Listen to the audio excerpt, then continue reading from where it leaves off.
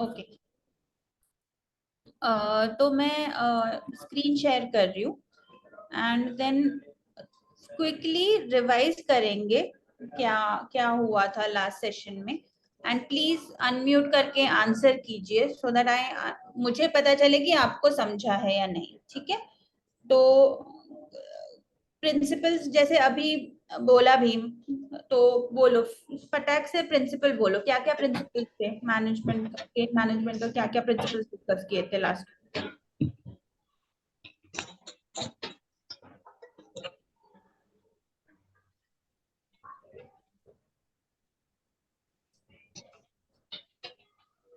फटाक से कोई कोई बोलो, चलो चलो। By the clock, by the ladder, by the class, attention to details. Excellent. तो जैसे आपने करेक्टली बोला, एग्जैक्टली ऐसे ही बोला है, सो वेरी गुड। ठीक है। सो ये बेसिक प्रिंसिपल्स होते हैं पेन मैनेजमेंट के। तो इसको हमेशा याद रखना है सो दैट पेन को मैनेज बेटर कर पाए। ठीक है। फिर स्टेप लैडर क्या थी, what was step 1, step 2, step 3, क्या क्या था और कैसे क्लासिफाई किया था ये स्टेप में।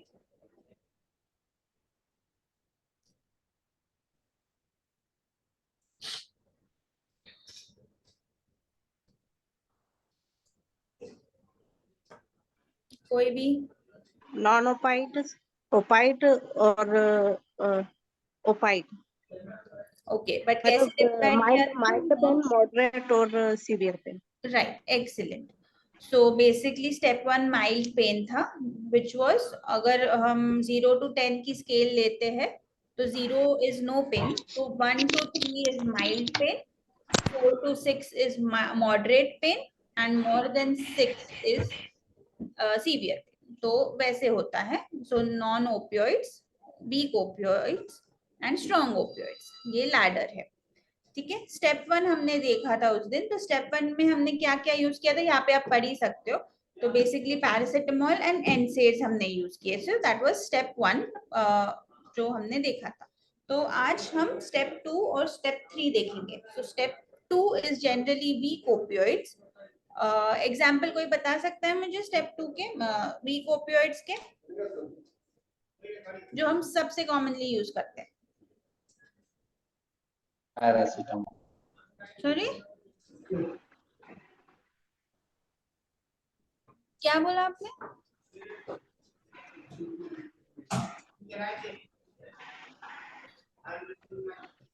कॉमनली, सबसे कॉमनली वीक ओपियोइड कौन सा यूज होता है। Tramadol.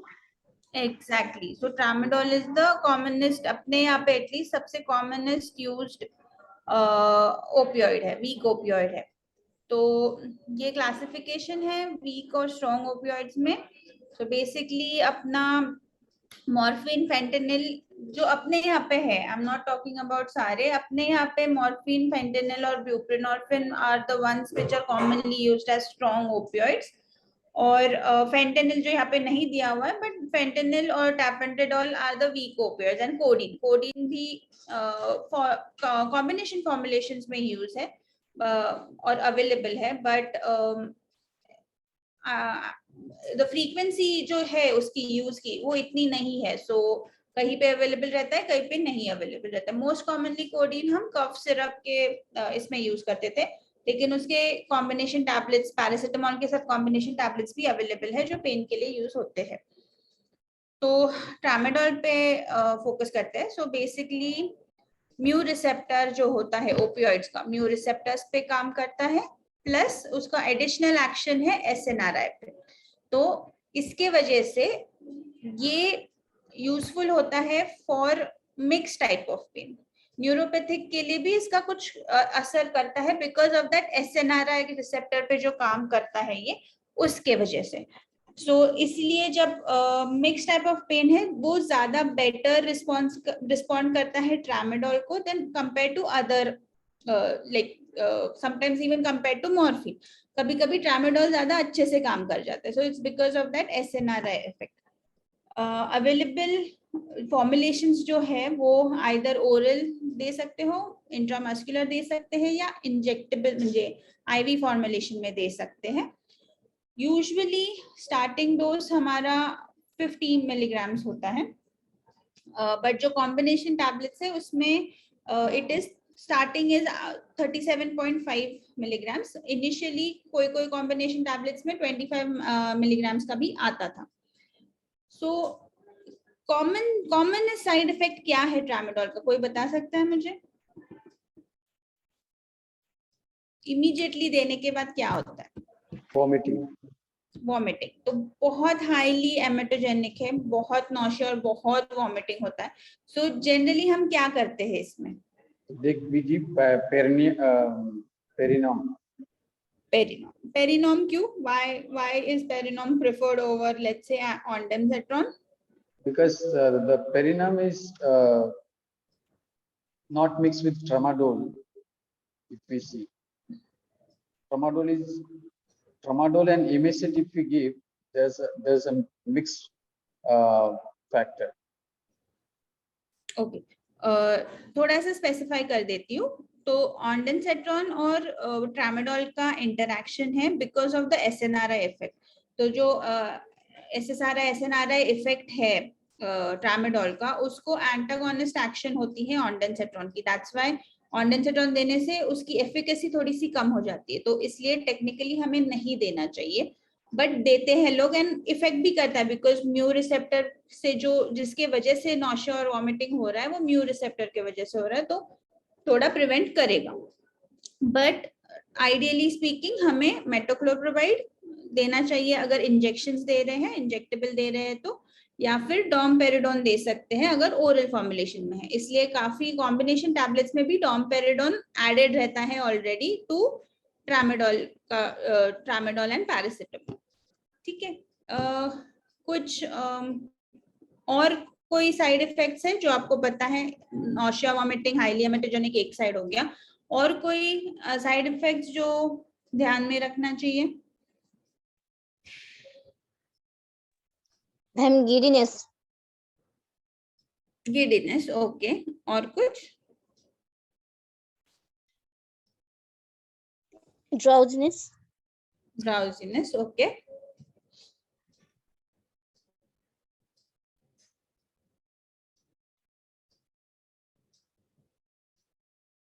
Constipation is one of the commonest side effects with all opioids, not only with tramadol, with all opioids, but it is persistent.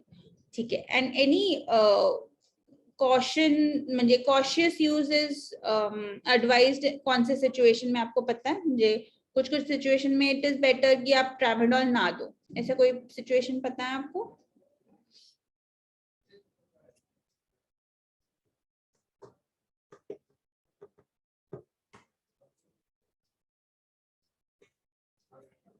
Ma'am अगर पेशेंट ज्यादा sleepy feel कर रहे हो तो उस समय थोड़ा सा डोज कम करके दे सकते। ओके, और कुछ? और कोई?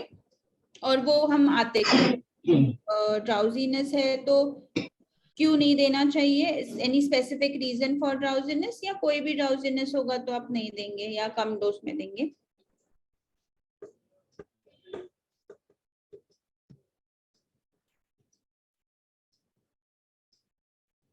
ओके, तो बेसिकली ये जो आप बराबर बोल रहे हैं, तो बेसिकली कैसे होता है कि यूजुअली जो एक्सक्रीशन है ट्रामाडोल का, it is liver plus kidney. Okay, तो मेटाबोलाइज होता है लिवर में, एक्सक्रीट होता है यूरिन से। तो दोनों का अगर प्रॉब्लम होगा, लिवर का डिरेंजमेंट है और किडनी का भी डिरेंजमेंट है, तो इट इज या आइदर और, म्हणजे लिवर का है, किडनी ठीक है, किडनी खराब है, लिवर ठीक है, you will have to either reduce the dose according to कितना फंक्शन डिरेंजमेंट है, या it is better to avoid it and give something which is renal and hepatic safe. ठीक है, तो ये एक रीजन हो गया। दूसरा कॉशियस रीजन होता है कि जिन लोगों में सीजर डिसऑर्डर है, सीजर डिसऑर्डर्स में it is better to avoid it, क्योंकि ट्रामाडोल सीजर थ्रेशोल्ड को लोअर कर देता है। सो व्हाट हैपेंस इज कि कभी कभी ट्रामाडोल देने से वो सीजर्स ट्रिगर हो जाती है and they get seizure episodes frequently. It is better to avoid. Actually dose जो बोलते हैं कि जिसके ऊपर सीजर थ्रेशोल्ड कम होता है, that is 400 milligrams, but I have seen patients getting seizure immediately after starting injection tramadol injection in a patient with brain metastasis. So वो कभी predict नहीं कर पाते, तो it's better to avoid tramadol in patients जिनको seizures prone है या seizure disorder है already.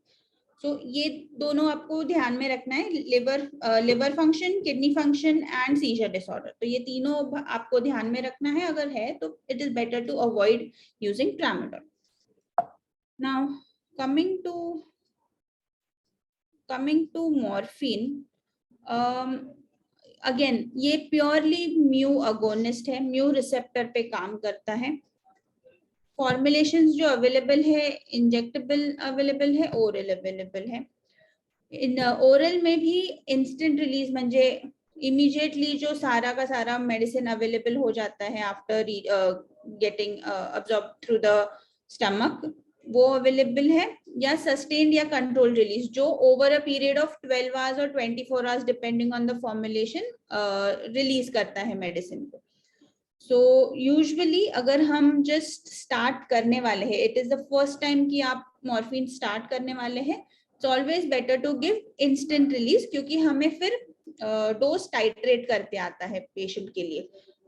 अगर after getting की suppose हमें पता चल जाता है कि उसको दिन भर में 60 milligrams of morphine लग रहा है, then switching it over to sustained release और controlled release जो 12 आवर्स पे या 24 आवर्स पे 60 मिलीग्राम्स रिलीज करेंगे या जितना भी रिलीज करेंगे, जितना भी आप डोसेज दे रहे हो, उस पे स्विच करना ज्यादा इजी और लॉजिकल होता है. ठीक है. और हमेशा याद रखिए कि dose titration till adequate pain control जो बोलते हैं हम, कि डोज को कितना बढ़ाना चाहिए और कैसे टाइट्रेट करना चाहिए, वो डेली होना चाहिए. बिकॉज एवरी डे आप मॉर्फिन का डोज ऊपर कर सकते हो या नीचे कर सकते हो, depending on how much the pain intensity is. और ये कैसे पता चलेगा हमें? बेसिकली हमें जो टोटल डोज रहता है, डेली डोज, सपोजिंग आप 30 मिलीग्राम्स पर डे के हिसाब से डोज आपका चल रहा है, सो 24 आवर्स में 30 मिलीग्राम्स जा रहा है, उसका 1/6 या 1/10, यूजुअली 1/6 पकड़ते हैं, 1/6 of that dose is the SOS doses जो आप दे सकते हो in case पेन बीच में आ जाता है between the two dosage of morphine. तो अगर 30 मिलीग्राम्स ले तो डिवाइडेड बाय 6 किया तो 5 मिलीग्राम्स आता है. सो 5 milligrams you can give SOS. Now SOS कब दे सकते हैं? SOS you can give after every 1 hour if required, and you have to just keep an account of how many, म्हणजे कितना SOS डोसेज गया है. दिन में सपोज उसको 3 बार SOS डोज लगा तो उसका बेसिकली टोटल रिक्वायरमेंट कितना हो गया नेक्स्ट डे पे?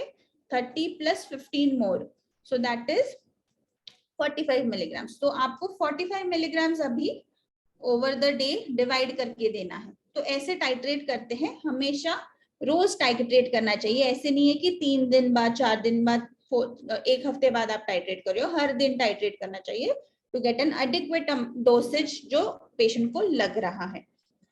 एंड अगर हम तो इसका यूजुअली जो T-half बोलते हैं या एक्शन बोलते हैं, मॉर्फिन का एक्शन लास्ट फॉर 4 आवर्स, तो the dosing should be every 4 hours. Technically speaking हर 4-4 घंटे पे हमें मॉर्फिन का डोज देना चाहिए. सो 4-4 घंटे पे अगर आपने किया तो रात को बीच में उठना पड़ेगा ideally to take the medicine. तो डिस्टर्ब भी होते हैं patients and it is not possible कि हमेशा वो उठ जाएंगे टू टेक दैट मेडिसिन. तो अनदर ऑल्टरनेटिव इज कि जो लास्ट डोज होता है रात का जो सोने के पहले का डोज होता है, उसको डबल कर दे so that it covers for the whole night. तो यूजुअली ऐसे होता है. सो इफ यू गिव अगर 4-4 घंटे पे दे रहे हो तो 4 बार एक टैबलेट देंगे और लास्ट जो 5th वाला होगा वो 2 कर देंगे सो that it covers through the night. And जैसे मैंने बोला पहले, constipation is a common side effect across the drug list जो है ओपियोइड्स का. तो सब constipation is a common factor, constipation होता ही है एंड काफी सीवियर कॉन्स्टिपेशन हो जाता है. सो हमेशा जब आप कोई भी ओपियोइड चालू करते हो एक लैक्सेटिव का रेजिमेन देना ही है। प्रेफरेबली अगर स्टिमुलेंट लैक्सेटिव है, stimulant laxative in the sense जो पेरिस्टाल्टिक मूवमेंट्स जो होते हैं इंटेस्टाइन के उसको बढ़ा दे, बिकॉज ओपियोइड्स की वजह से क्या होता है जो पेरिस्टाल्टिक मूवमेंट्स होते हैं इंटेस्टाइन के वो बंद हो जाते हैं। सो एनी लैक्सेटिव जो पेरिस्टाल्टिक मूवमेंट को थोड़ा सा बढ़ा देगा, that will be an ideal laxative to give. तो यूजुअली अ कॉम्बिनेशन जो होता है अपना क्रिमाफिन है जिसमें पैराफिन भी है एंड स्टिमुलेंट लैक्सेटिव भी है, वो देंगे। And plus minus you can give bisacodyl also जो पेरिस्टाल्टिक मूवमेंट्स को बढ़ाता है। So usually a combination of both, stool softener भी और स्टिमुलेंट भी, तो दोनों कॉम्बिनेशन में देने चाहिए। एंड नॉशिया वॉमिटिंग भी होता है इवन विथ मॉर्फिन और ऑल द ओपियोइड्स, बट वो चला जाता है आफ्टर 3 days और maximum of a week. Nausea related to opioid use अपने आप चला जाता है, उसका टॉलरेंस आ जाता है। So for 3 to 5 days you will require an anti emetic या नॉशिया वॉमिटिंग के लिए मेडिसिन, अदरवाइज आपको जरूरत नहीं पड़ेगी। तो आइडियल जो एंटी एमेटिक ऑफ चॉइस है आइदर मेटोक्लोप्रामाइड है या हैलोपेरिडोल है, विच बेसिकली जो सेंट्रली एक्ट करे। इसके साथ आप ऑन्डेमसेट्रॉन भी दे सकते हैं मॉर्फिन के साथ, ट्रामाडोल के साथ अवॉइड करना चाहिए। हाँ, तो अगर ओरल पे चालू करना है, जैसे मैंने बोला, आप अगर पहले से ही कुछ ओपियोइड्स चालू है, जैसे ट्रामाडोल पे है इनिशियली, तो उसके हिसाब से स्ट्रेंथ के हिसाब से morphine compare to tramadol for example अगर लिया तो उसके हिसाब से डोज कैलकुलेट होता है एंड यू स्टार्ट हिम और her on that dose morphine का। यूजुअली Q4 hourly देना चाहिए। Sometimes people may tolerate it up to 6 hours और मोर देन दैट, तो उसके हिसाब से आप इंटरवल भी बढ़ा सकते हैं। ऐसे नहीं है कि 4 घंटे पे तो 4 घंटे पे ही देना है। अगर असर 8 घंटे रह रहा है तो you can might as well make it 8 hourly, that is not an issue. And अगर कोई ओपियोइड पे नहीं है, जब आप लाइक इंस्टेंटली सीवियर पेन है, पहली बार आया है आपके पास बहुत सीवियर पेन है, आपको डायरेक्ट मॉर्फिन पे चालू करना है, वो कर सकते हैं। डोज लो डोज से चालू करना है। तो इंस्टेड ऑफ जैसे कि एक सपोज अगर ट्रामाडोल पे है और हम स्विच कर रहे हैं और हमने चालू किया 10 Q6 hourly पे चालू किया, तो इसमें हमें मे बी 2.5 या 5 मिलीग्राम 3 times a day और 4 times a day पे चालू करना पड़ेगा। प्लस SOS डोसेज आप हमेशा देंगे because you want to titrate कि कितना डोज एक्चुअली लग रहा है पेशेंट को। सो वैसे आप एंड यूजुअली कौन सी फॉर्मुलेशन यूज करेंगे जो इंस्टेंट रिलीज हो, बेसिकली जो इमीडिएट सारा का सारा टैबलेट का जो डोज है वो दे देगा। दूसरा एक दूसरा ऑप्शन जो होता है वो सस्टेन्ड और कंट्रोल रिलीज का होता है। जैसे मैंने बोला, if you have dose requirement, daily dose requirement आपके पास है, then you start convert it into और अदर 12 hourly डोसिंग कैलकुलेट करके सस्टेन रिलीज टैबलेट्स पे आप उसको डाल सकते हो। But to start off for an opioid it is always better कि आप इंस्टेंट रिलीज टैबलेट यूज कर रहे हैं। अगर पेन क्राइसिस में पेशेंट आता है और आपको इंजेक्टेबल देना पड़ता है तो डाइल्यूट करके देना है। ऑब्वियसली आप मेटोक्लोप्रामाइड या ऑन्डेनसेट्रॉन भी देंगे पेशेंट को, बिकॉज डायरेक्ट पुश किया तो थोड़ा सा MSS का चांस होता है। डाइल्यूशन इज हमेशा 10 mg in 10 ml, so 1 ml will contain 1 mg of morphine, ऐसे हमेशा डाइल्यूट करते हैं। एंड दो वेज है उसको देने के। वन वे इज कि 1 milligram आप पुश करेंगे, wait for 1 minute and then observe कि कितना पेन रिलीफ हो रहा है। एंड आप ये 1 minute पे 10 बार दे सकते हो, सो दैट पूरा 10 mg आप दे सकते हैं। उसके बाद 5 minutes कंपल्सरी वेट करना है टू सी कि कितना इफेक्ट आ रहा है, कंट्रोल्ड है पेन या नहीं है, and then you can again give the same amount for next 10 minutes if required. दूसरा सबक्यूटेनियस ये होता है जो हम double the dose, so subcutaneous IV double the dose करेंगे। 2 मिलीग्राम्स देंगे 5-5 मिनट पे, and then assess every 10 minutes. So these are the two ways. Injectable, what usually I have used is 1 mg per minute. Wait for 1 to 2 minutes, see kitna pain पे effect आ रहा है, then repeat the dose till how much ever he requires. And again with this, if you feel कि adjuvant medications जो होते हैं, for example अपना NSAID है, paracetamol है, या कुछ और है, कीटामीन बोलो, लिग्नोकेन बोलो, अगर उससे ज्यादा इफेक्ट होगा उस मॉर्फिन के साथ वो भी दे सकते हैं, just to manage the pain better.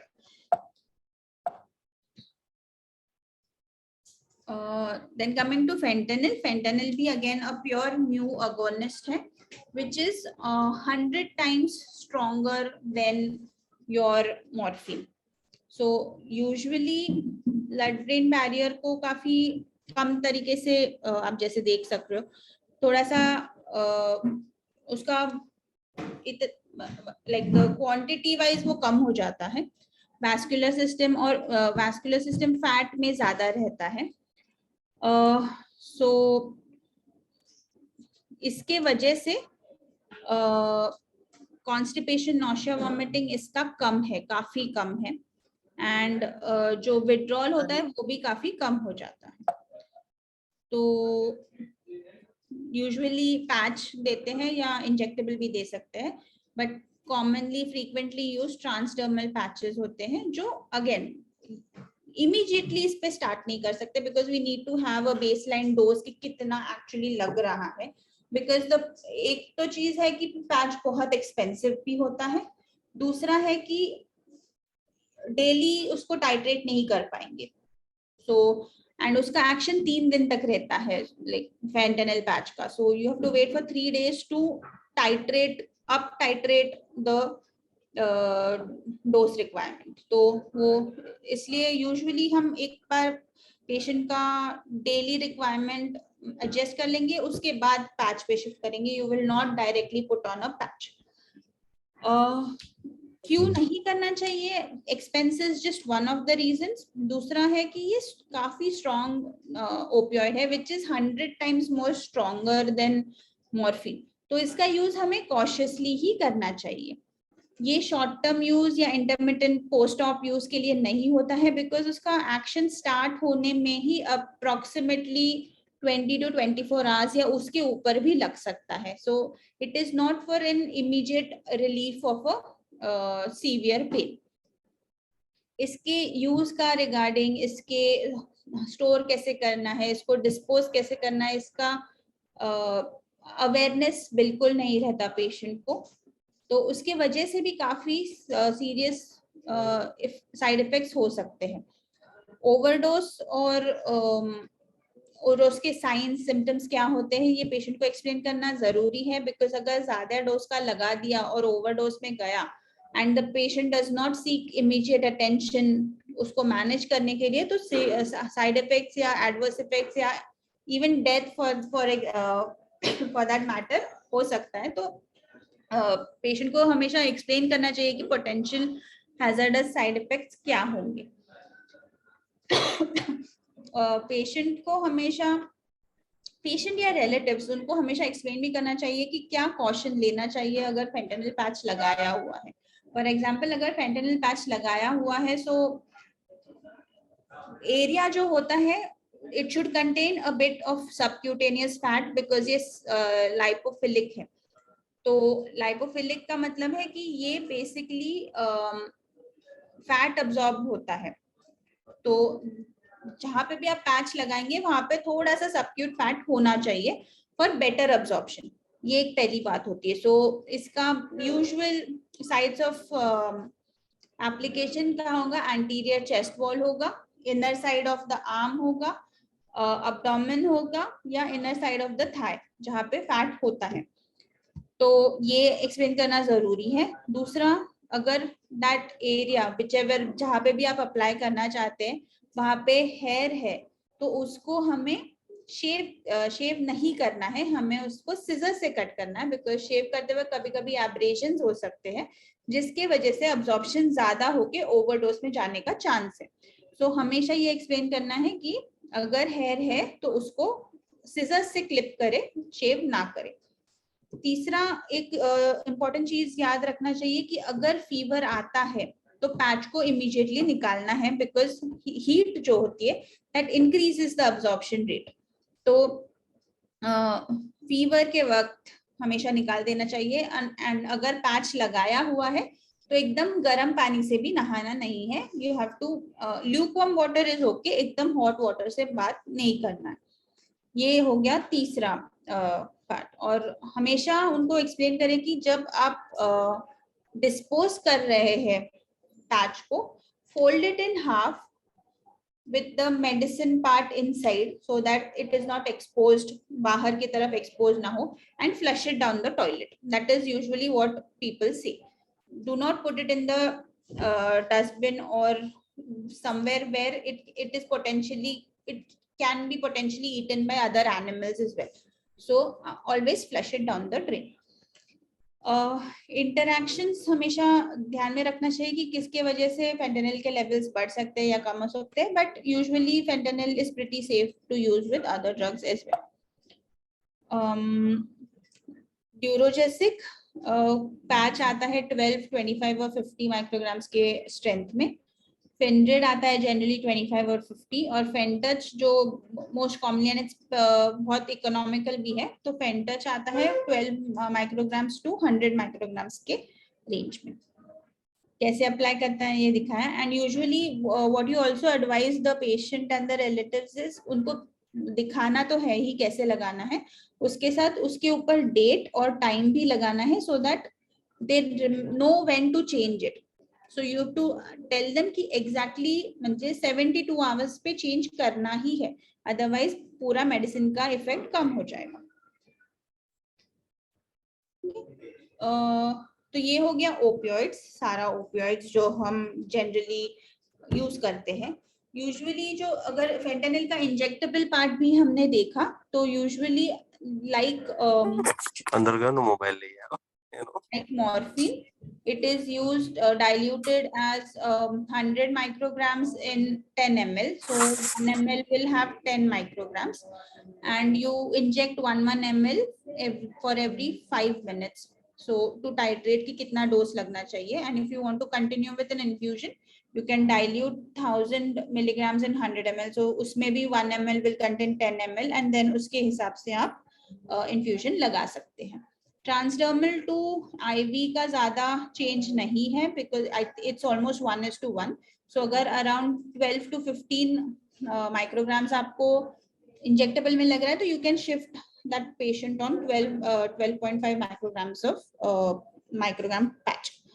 तो उतना डिफरेंस नहीं आता है ट्रांसडर्मल और इंजेक्टेबल में। जो कॉमन साइड इफेक्ट्स है ओपियोइड्स के, so basically nausea, vomiting, drowsiness या सेडेशन एंड डिलेरियम कॉमन होता है। कॉन्स्टिपेशन हमेशा के लिए रहता है, म्हणजे इनिशियल जो होता है नॉशिया, वॉमिटिंग और ड्राउजीनेस वो चला जाता है। नॉशिया, वॉमिटिंग कभी कभी परसिस्ट करता है, लेकिन most of the time that also goes away. Constipation remains and sometimes you might develop dry mouth. Potential long term side effects होता है कि जो आपका हाइपोथैलेमिक पिट्यूटरी एक्सिस है उसको सप्रेस कर देता है। So there is a bit of hormonal disbalance in patients who have used it for a long term, and immune system को भी थोड़ा सा कम करता है। दूसरे not very common side effects, neurotoxicity, myoclonus, allodynia, opioid induced hyperalgesia बोलते हैं, वो भी हो सकता है। डिलेरियम हो सकता है, कभी कभी hallucination, pruritus that is itching हो सकता है, या स्वेटिंग भी हो सकता है। And rare in the sense कि अगर बहुत ज्यादा हाई डोज या लिवर या किडनी डिसफंक्शन के वजह से रेस्पिरेटरी डिप्रेशन हो सकता है, and of course psychological dependence के भी चांसेस होते हैं।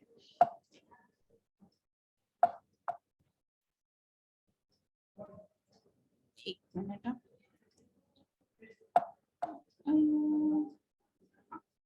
सो जो जैसे मैंने बोला constipation, which is because of the gastric stasis, usually अगर प्रोकाइनेटिक दे दे तो वो यूजुअली रिवर्स हो जाता है अलोंग विद द सॉफ्टनर और अदर स्टिमुलेंट। तो मेटोक्लोप्रामाइड से यूजुअली हो जाता है, नहीं होता है तो any other prokinetic will also help. Sedation usually अपने आप चला जाता है। If it persist then it might be a sign कि हम ओवरडोज कर रहे हैं उसको, तो या फिर डोज उसका ज्यादा हो रहा है, तो dose reduction is the only option. Cognitive failure in the sense in sense की डिलेरियम हो रहा है या कुछ विजुअल या ऑडिटरी हेलुसिनेशंस हो रहे हैं, तो उसके लिए हमें एंटीसाइकोटिक्स देने पड़ेंगे जैसे हैलोपेरिडोल, यूजुअली 0.75 to 1.5 mg तक हम देते हैं। मायोक्लोनस बहुत रेयर होता है। Basically myoclonus is muscle twitching या जर्की मूवमेंट्स जो होते हैं, तो अगर वैसे हो रहा है तो हमें बेंजोडाइजेपिन्स देना पड़ सकता है, या फिर डोज रिड्यूस करना पड़ सकता है, या फिर ओपियोइड को स्विच करना पड़ सकता है, सो दैट अगर मॉर्फिन पे चालू है मायोक्लोनस आ रहा है तो we can switch it over to fentanyl and just observe कि ठीक है या कुछ कम हुआ है या नहीं। Vestibular stimulation basically again nausea vomiting को इंड्यूस करता है ये, तो प्रोमिथाजिन या साइक्लिजिन या अपना hyoscine can also be used for vestibular stimulation. Coming तो ये अपना ओपियोइड्स का हो गया। We have not yet discussed adjuvant analgesics. Adjuvant analgesics जैसे मैंने बोला था, ये हम देंगे in addition to opioids and non-opioids अगर there is a another reason like underlying reason के वजह से, या there is mixed pathology. Mixed pathology in the sense nociceptive pain तो है ही और न्यूरोपैथिक पेन भी है, तो मिक्स टाइप होगा तो हमें एडजुवेंट भी ऐड करने पड़ेंगे। सो एडजुवेंट्स कौन से होते हैं? कॉर्टिकोस्टेरॉइड्स। कॉर्टिकोस्टेरॉइड्स अगेन क्या करेंगे? एंटी इंफ्लेमेटरी है, सो स्पेशली जब ट्यूमर है या नर्व इन्वॉल्वमेंट है या नर्व कंप्रेशन है, steroids help by reducing the oedema जो ट्यूमर को सराउंड करता है, which in effect relieves the pressure on the nerves and helps in pain management. Steroids का एक एंटी ट्यूमर एक्टिविटी भी होता है जिसके वजह से ट्यूमर बर्डन इन इफेक्ट भी थोड़ा सा कम होता है, which again helps with the pain management. So steroids is that. Antidepressants, anti-epileptic and NMDA are basically your neuropathic drug management agents. वो they either will have an action by blocking the sodium channels, or will enhance the, or rather improve the descending inhibition of the pain, or they activate the GABA, in again an inhibitory system जिसकी वजह से pen कम हो जाता है, या NMDA receptor antagonist जो NMDA receptor होता है उसको ही ब्लॉक कर देते हैं, so that the pain perception is reduced. And of course glutamate excitatory जो सिस्टम होती है उसको भी ब्लॉक करेंगे तो उससे भी पेन कम होगा। देन दूसरे एंटी एनाल्जेसिक एजेंट्स जो एडजुवेंट्स की तरह यूज करते हैं, those are muscle relaxants, which basically is because अगर फॉर एग्जाम्पल अगर हम कैंसर पेशेंट लेते हैं and there is muscle involvement जिसके वजह से there is spasm of the muscle that is involved, तो muscle relaxants will help by just releasing the tension in the muscles. Non-malignancy causes can also be sprains and aches in the or muscle tensions because of positions, let's say, or because of any other reason. तो उसके वक्त भी muscle relaxants help to go a long way in managing pain. तो muscle relaxants दो type के होते हैं, anti स्पाज्मोटिक्स होते हैं जो विसरल मसल्स जो होते हैं, फॉर एग्जांपल जो अपने इंटेस्टिनल स्मूथ मसल्स हैं तो उसके, या फिर इवन योर यूरेट्रिक या गॉल ब्लैडर का या हेपेटिक डक्ट और उसके जो स्पाज्म्स होते हैं उसको रिलीव करने में मदद करेंगे। स्केलेटल मसल रिलैक्सेंट्स है जो स्केलेटल मसल्स को रिलैक्स करने में मदद करते हैं। नाउ बिसफॉस्फोनेट्स इज बेसिकली जब बोन इन्वॉल्वमेंट है उसमें यूजुअली हेल्प करता है, बोन मेटास्टेसिस में हेल्प करता है. It also helps to prevent the bone related events जो होते हैं, फॉर एग्जाम्पल पैथोलॉजिकल फ्रैक्चर्स होना है, उसको भी थोड़ा सा प्रिवेंट करता है. एंटी एरिथमेटिक अगेन वो सोडियम चैनल ब्लॉकर्स हो गए जैसे कि lignocaine, which helps basically to block the sodium channels, जिसके वजह से पेन कंडक्शन कम हो जाता है. देन सॉरी, तो अगर हम फर्स्ट लाइन सेकेंड लाइन देखें तो according to guidelines first line है योर ट्राइसाइक्लिक एंटीडिप्रेसेंट्स जो एमिट्रिप्टिलिन होते हैं या गैबापेंटेनॉइड्स होते हैं, those are the first line of drugs. Second line आपके SNRI SSRI हो जाते हैं, दैट इज डुलोक्सिन. तो ये जो सारे न्यूरोपैथिक पेन एजेंट्स हैं, अगर उसका डोज टाइट्रेट करना है हमें तो we have to do it every week, we do not do it every day. उसका कंप्लीट एक्शन आने में एटलीस्ट 1 वीक लगता है. So you have to week at least 1 week to up titrate the medication. Down titrate you can do because of side effects and everything, but up titrate करना है तो minimum 1 week you need to wait. And अगर आपको लग रहा है कि जो आपने चालू किया है, फॉर एग्जाम्पल अगर आपने एमिट्रिप्टिलिन चालू किया है, you wait for 1 week, up titrate the dose, and but आपको लग रहा है कि नहीं और एक दवाई ऐड करने से मदद होगी, then you have to wait at least 4 weeks with up titrating the dose. फिर देखना है कि नहीं काम कर रहा है, then you add another dose which is not of the same class. So for example अगर आप एमिट्रिप्टिलिन पे चालू कर रहे हैं, आपने डबल द डोज किया है for 4 weeks, तभी भी पेन ठीक से रिलीव नहीं है, then you will add another medicine जो TCA नहीं है, that is it is not a tricyclic antidepressant. So for example अगर एमिट्रिप्टिलिन दिया है तो आप नॉरट्रिप्टिलिन ऐड नहीं कर सकते एज अ सेकेंड ड्रग, आपको आइदर गैबापेंटेनॉइड या डुलोक्सिटिन ऐड करना पड़ेगा जो completely different class of drug है. सो ये हमेशा याद रखना है. Then again 1 week of waiting with up titrating the dose to get an optimal pain management. तो अगर समराइज किए तो जो सोसाइटीज है, नाइस है, CPS है या यूरोपियन सोसाइटी है, तो बेसिकली उनके अलग अलग क्राइटेरिया है कि कौन से न्यूरोपैथी या न्यूरोपैथिक पेन सिंड्रोम्स जो होते हैं उसमें कौन सी दवाई सबसे अच्छी काम करेगी. बट ओवरऑल इट्स आइदर और ऑफ ट्राइसाइक्लिक एंटीडिप्रेसेंट्स, गैबापेंटेनॉइड्स और SSRIs प्लस माइनस कर सकते हैं, and it goes across the board. Second line is generally तुम्हारे दूसरे type of drugs and plus minus opioids, you can add opioids इधर.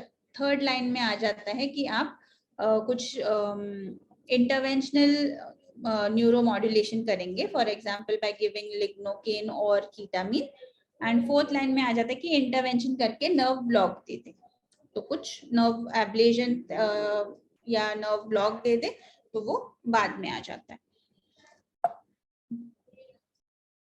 Third line जैसे मैंने बोला स्ट्रॉन्ग ये देंगे, एंड आप बाद में पैचेस में आ सकते हो या न्यूरोमॉड्यूलेशन कर सकते हैं. So that's about it for the rest of the pain management. अगर कोई क्वेश्चन है तो प्लीज पूछिएगा.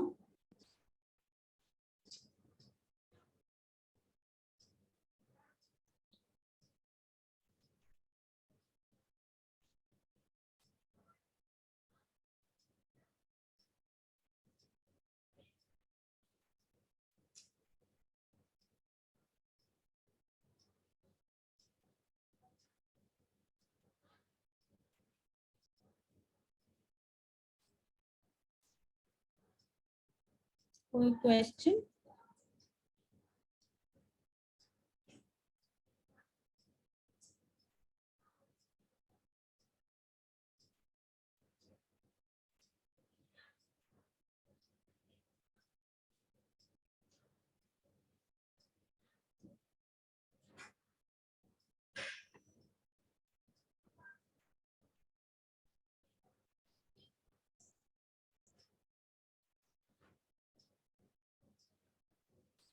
आप चैट में भी बता सकते हैं कि अगर आपके पास कोई क्वेश्चन है तो।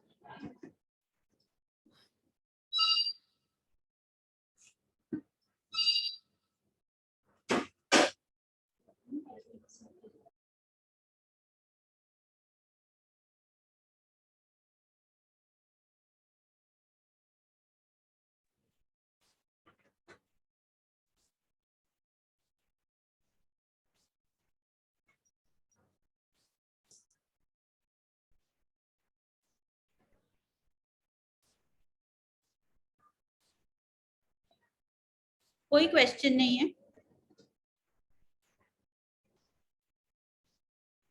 Uh, Ma'am, can I ask regarding one patient? He's on morphine. Okay He's uh, he's oral cancer patient, and we are giving Q4 hourly morphine, okay and his condition is very worse. So we are doing dressing every day, and but still he's having pain. We are giving the Perinom and morphine, amitriptyline to just sleep and Hercules, but still he is on pain. How much dose, क्या dose चल रहा है morphine का? 20 milligram. 20 में। और कोई neuropathic pain agent है? No, I don't think any neuropathic pain. आप प्रीगैबलिन ऐड करके देख सकते हो। सो And यूजुअली he, जो he got the swelling on the face. He's oral cancer, so he's got a swelling on the face. I can show you the photo. Usually oral cancer patients ना उनका जो glossopharyngeal nerve रहता है, I can't see right. Okay okay, so आप दो चीजें कर सकते हैं। अगर he is not in any sort of septic, म्हणजे इन द सेंस इन्फेक्शन नहीं है, सेप्सिस नहीं है, या counts are okay, Yeah, counts are okay. Yeah. Okay, then you can add steroids. Dexa चालू करके देख सकते हैं, 8 milligram TDS, that should also help with the pain. अगर डेक्सा नहीं देना है या डेक्सा के साथ even like with steroid also you can give pregabalin 75 milligrams. So usually oral cancers में कैसे होता है, तुम्हारा ग्लॉसोफैरिंजियल एंड योर जो फेशियल नर्व्स रहते हैं, those are very easily compressed and affected, yeah, involved also sometimes. So there is typical radiation to the ear or the headache or to the back. So neuropathic agents by default अगर आप oral cancer patients में add कर देते हो तो their pain is well managed. So either pregabalin 75 milligrams HS or gabapentin 300 milligrams HS से आप start कर सकते हैं, whichever is available आपके institute में, या एमिट्रिप्टिलिन 25 भी ऐड कर सकते हैं, बट एमिट्रिप्टिलिन से बेटर प्रीगैबलिन या गाबापेंटिनॉइड होगा। What you suggest for the swelling? Swelling not much, like the typical जो आई के अराउंड आपका स्वेलिंग है उसके लिए ज्यादा आप कुछ नहीं कर सकते, बिकॉज लिम्फेटिक्स जो होते हैं वो ब्लॉक्ड हो जाते हैं। So not much you can do, is what you can do is may be opposite side पे उनके फेस में लाई करने को बोलो, सो that it drains on the opposite side, तो यहाँ का स्वेलिंग थोड़ा कम हो जाए। Steroid might help with the swelling. I'm not sure if it will at this point.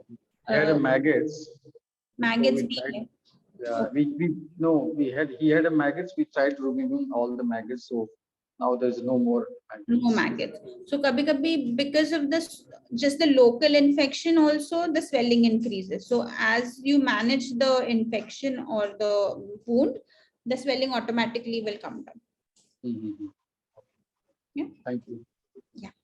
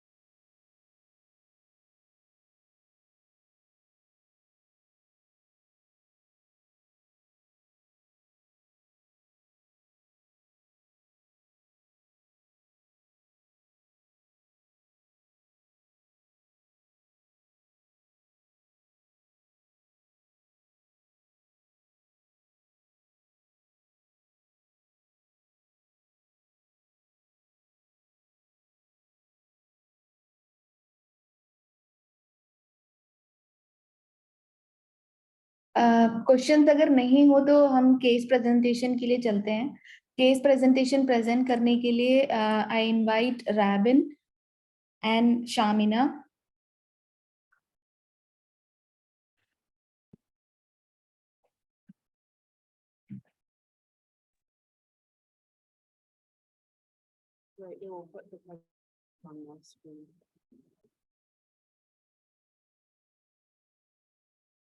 Just wait a moment. We will be sharing the screen now.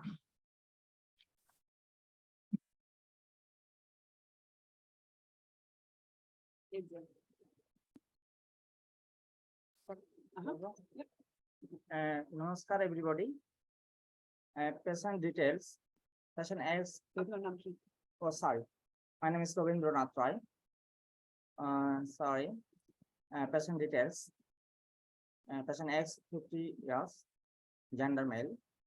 Diagnosis: cancer of rectum with hepatic and bone metastasis. Presenting complaints: severe pain, hurts at night, loss of appetite, loose stools, weakness. History of ailments: this patient has been suffering for 1 year. He had 2 rounds of chemotherapy, which is still ongoing. He is complaining of severe pain, which is hurts at night time. He is currently taking Tramadol and paracetamol, which has been effective up still now. Examination: vital sign 80 by 50 BP, 80 pulse, 20 respiration, weight 60 kg, GI system abdomen soft, reports severe pain.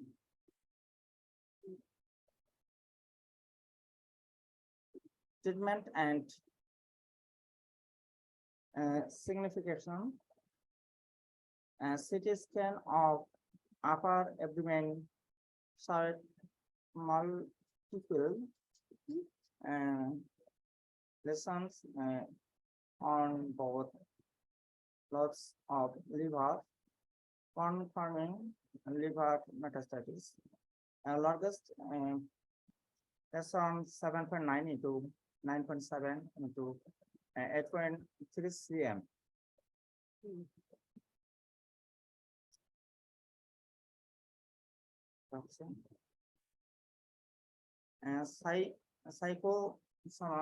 Psychosocial aspects: patient is a successful businessman, has a clothing store. He is married and 2 sons adult, and his wife is a housewife.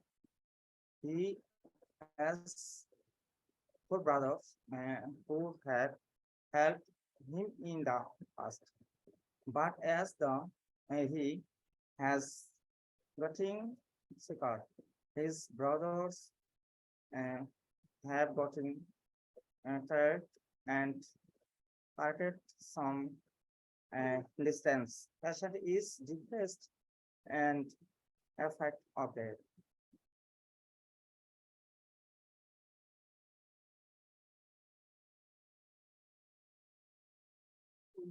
Medications: Teritol 325 mg TDS,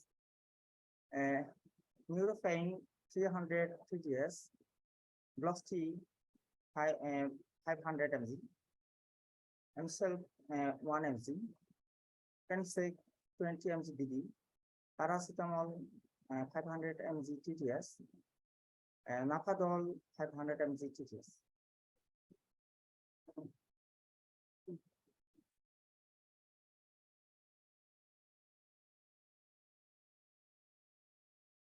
Main concern: patient is in pain and unable to sleep. Caregivers were from long time for keeping our patient, and patient is depressed and afraid of death.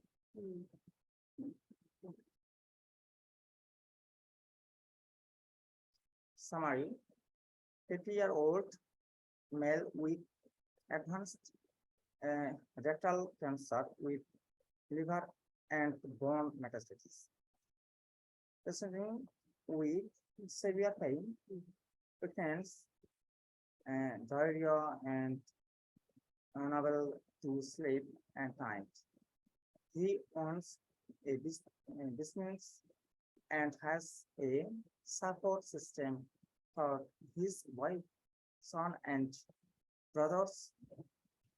However, they are very with caregiving.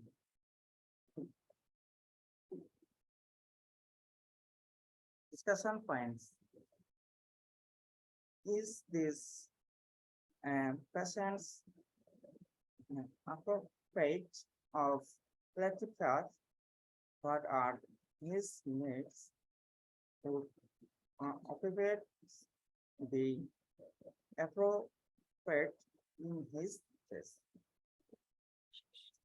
Thank you, everybody.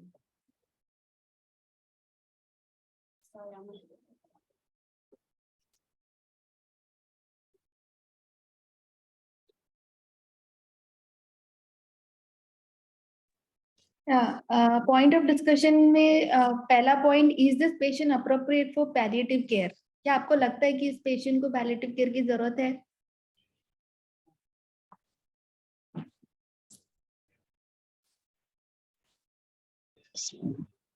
Yes. Yes, ma'am. Yes. Yes, ma'am. Yes, तो then कौन कौन से aspects में हम focus करेंगे?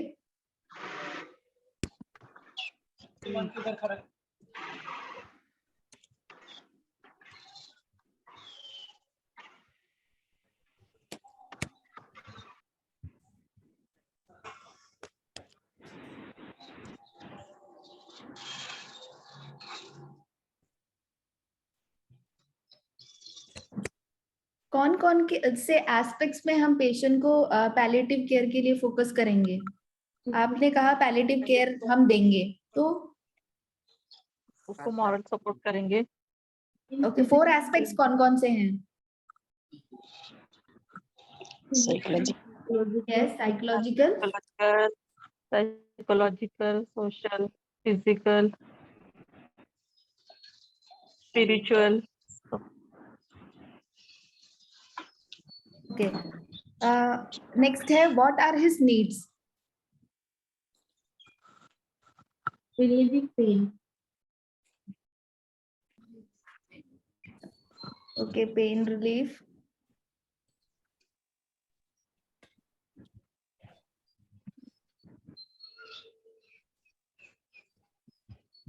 Financial support. Okay,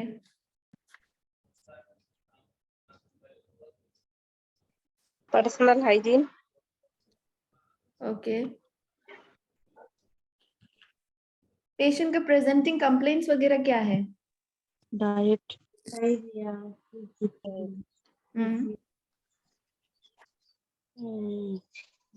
Severe pain, weak, diarrhea.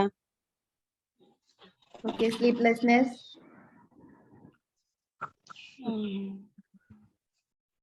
Yes. Yes. Okay, so case study के हिसाब से मेन कंसर्न था कि पेशेंट को पेन है, pain and he is unable to sleep, रात को नींद नहीं आ रही है, सो नहीं पा रहे दर्द की वजह से। Care givers very from long time care giving of the patient. अब पेशेंट को केयर गिविंग करते करते पेशेंट के केयर गिवर भी ऐसे अवस्था में आ गए कि अब वो भी 100% सपोर्ट नहीं कर पा रहे हैं, है ना। तो हमने इसके लिए फर्स्ट सेशन में एक वो डिस्कस किया था कि हम ऐसे फैसिलिटीज पेशेंट को प्रोवाइड करते हैं कि हम केयर गिवर को थोड़े दिन के लिए रेस्ट पे रखते हैं, का रिलेटिव के यहाँ भेज देते हैं, और टाइम बिंग के लिए कोई हेल्थ केयर प्रोवाइडर उनके साथ लाइक स्टाफ नर्सेज उनके साथ या ऐसे सेटिंग में उस पेशेंट को ट्रांसफर कर देते हैं जहाँ पे उनको स्पेशल केयर मिल सके, और तब तक side by side care giver अपना रेस्ट इंश्योर कर सके, है ना। And patient is depressed and afraid of death, इसके लिए क्या कर सकते हैं? काउंसलिंग। ओके,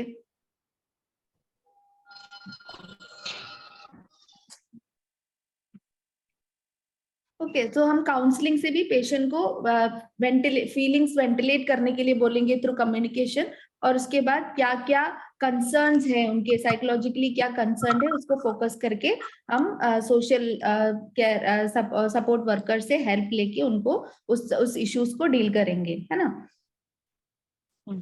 और लास्ट पॉइंट ऑफ डिस्कशन था which opioid be appropriate in this case, इस केस में कौन सा ओपियोइड अप्रोप्रिएट रहेगा?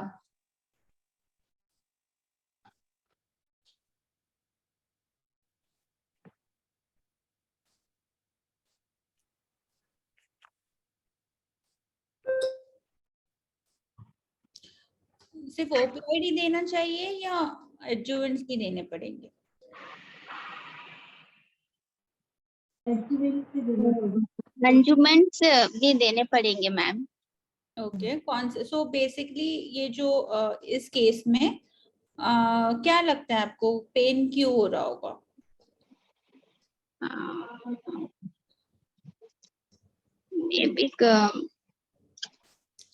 वो दर्द से वो रात में सो नहीं सकते, तो हम एमेट्रिफिलिन दे सकते हैं और कुछ डोजेज या मेडिसिन चेंज कर सकते हैं। बराबर है, लेकिन कॉजेज क्या होंगे यहाँ पे? पेन के क्या क्या कॉजेज हो सकते हैं? उन्होंने ठीक म्हणजे पूरा डिस्क्राइब नहीं किया था कि कैसे दर्द हो रहा है, बट जो केस हिस्ट्री है उस पर से हम मैं एटलीस्ट सोच सकती हूँ कि 3 पोटेंशियल कॉजेज है कि दर्द हो सकता है और क्यों हो रहा है। तो कौन से दर्द हो सकते हैं? सीवियर पेन है, वीकनेस है, और डायरिया भी है मैम, तो उसके वजह से भी कुछ दिक्कत आ सकती है। आप बराबर बोल रहे हो, दर्द कहाँ कहाँ हो सकता है ये पूछ रही हूँ। abdomen, हाँ, abdomen, abdomen pain, back pain भी हो सकता है मैम। बैक पेन हो सकता है, और वीकनेस भी डायरिया की वजह से। वीकनेस पे हम पहुंचे ही नहीं है, हम सिर्फ दर्द के ऊपर है। तो अब्डोमिनल पेन हो सकता है, बैक एक हो सकता है, और क्या हो सकता है?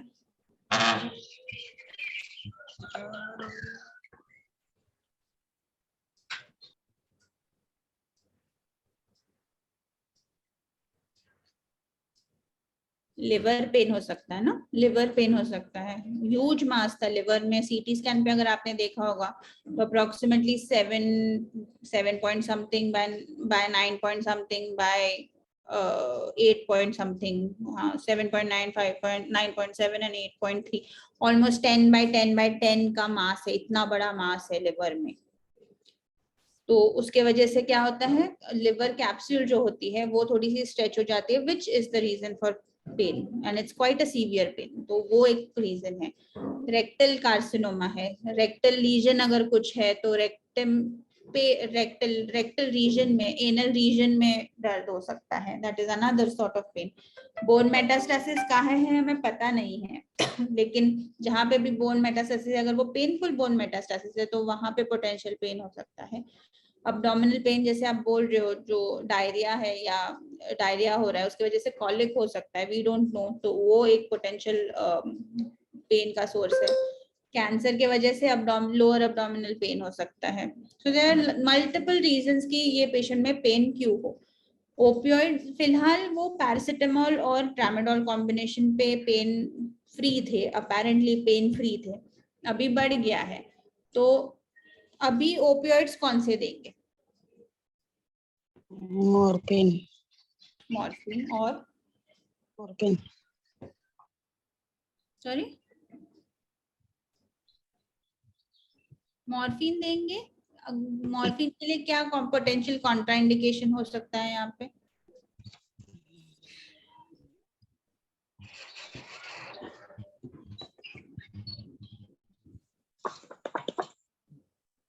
अभी सुनाई दे रहा है? हेलो हेलो,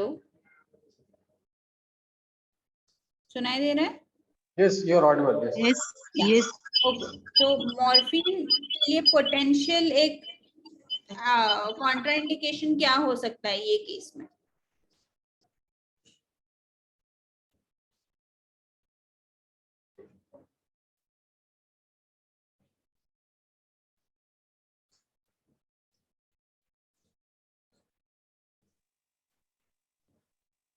लिवर मेटास्टेसिस है ना, so will have to see the liver functioning, liver function test देखने पड़ेंगे। वो अब नॉर्मल है तो it is a potential contraindication for use of opioid, use of morphine.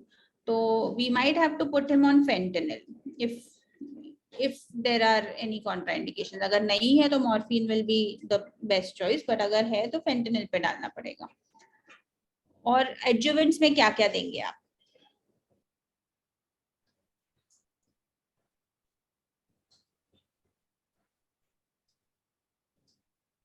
अभी हमने देखा ना कि क्या क्या पोटेंशियल कॉज हो सकता है। बोन मेटास्टेसिस हो सकता है, लिवर कैप्सुलर स्ट्रेच हो सकता है, अब्डोमिनल कॉलिक हो सकता है। तो क्या क्या इसके ऊपर डिपेंड करके कौन से आप दे सकते हो। ठीक है, amitriptyline is one choice, anything else? Amitriptyline कहाँ पे काम करेगा? इस तीनों में से किस पे काम करेगा?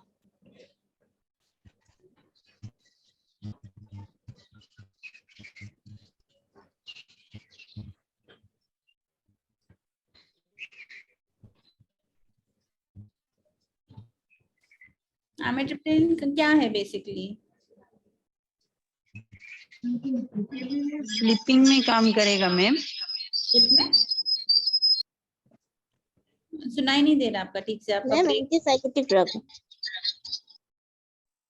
राइट। तो न्यूरोपैथिक पेन, तो ये तीन जो मैंने कॉजेस बोले आपको, liver capsular stretch, abdominal colic और बोन मेटास्टेसिस, तो इसमें से किस में काम करेगा सबसे अच्छा?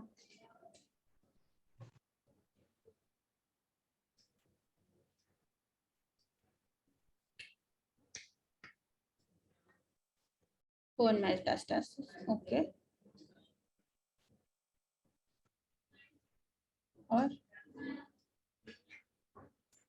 बेसिकली बोन मेटास्टेसिस के ज्यादा it will work on your liver capsular stretch, क्योंकि लिवर के कैप्सूल में सारे नर्व एंडिंग्स होते हैं, so it will be more beneficial for liver capsular stretch. Bone metastasis not so much.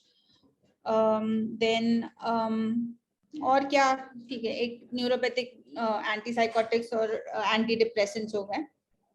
और कौन से एडजुवेंट्स यूज कर सकते हैं?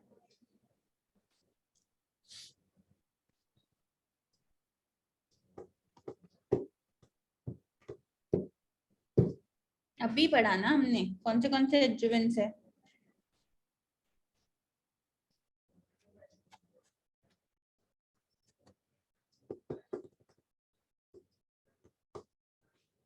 स्टीरॉइड्स यहाँ पे यूज कर सकते हैं। डेक्सामेथासोन यूज कर सकते हैं मैम। कहाँ पे, किसके लिए? थोड़ा पेन के लिए? कौन से वाले पेन के लिए?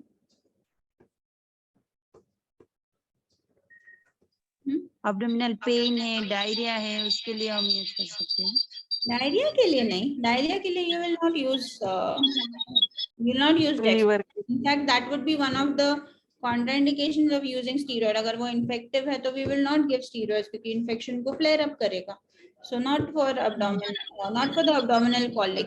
आप वो liver pain के लिए use कर सकते हो, because थोड़ा सा एडिमा को कम करेगा। बोन पेन के लिए यूज कर सकते हैं, बिकॉज बोन पेन में भी स्टीरॉइड्स बहुत अच्छे से काम करते हैं।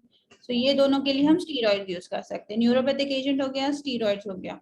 और कुछ यूज कर सकते हैं? वॉमिटिंग के लिए भी दे सकते हैं ना, कुछ वॉमिटिंग वगैरह है तो यस, पेरिनोम वगैरह। यस, पेरिनोम वगैरह दे सकते हैं, लेकिन उनको लूज मोशंस हो रहा है, तो अगर हम प्रोकाइनेटिक देंगे तो लूज मोशंस बढ़ जाएगा।